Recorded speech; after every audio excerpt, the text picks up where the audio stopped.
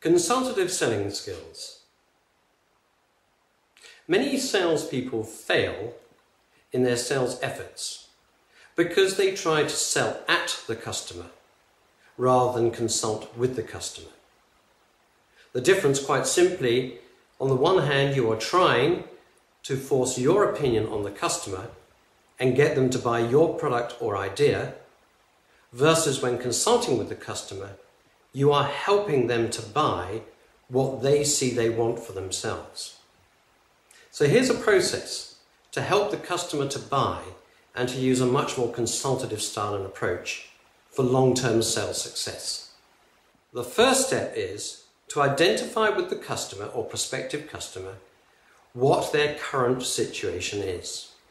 Tell me about your current situation. What are some of the problems you face? What are some of the challenges? What are the key issues that you're trying to overcome? What are the costs involved in operating as you do at the moment? What are some of the risks?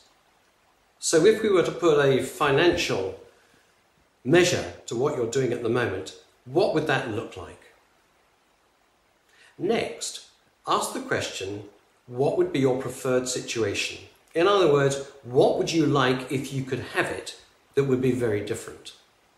Get them to describe the new way of operating, the achievement of success, what it would feel like, what it would look like, what it would entail, how it would actually be different, and why it would reduce costs, reduce risks, and deliver other upside benefits. And with the customer's help, try and put a financial measure to the preferred future situation, which is clearly better than the current situation. You've now identified the gap between the current and the future, and this gives you the opportunity to work up a solution with the customer's help. So then ask the customer, what are they doing for themselves to bridge the gap? What resources have they got? How are they deploying those resources? What know-how do they have? What success are they meeting with? What challenges and issues do they face in trying to move from the current to the future?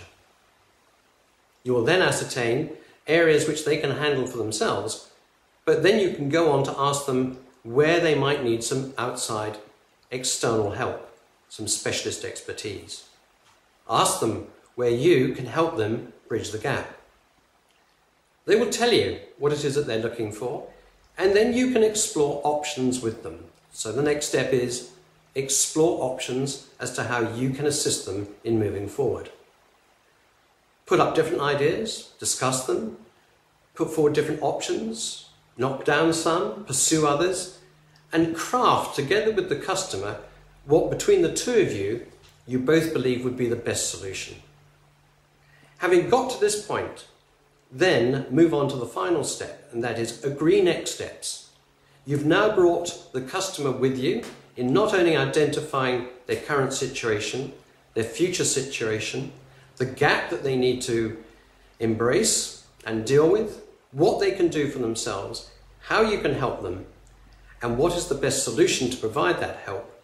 So now all you need to do is agree the next steps to move forward.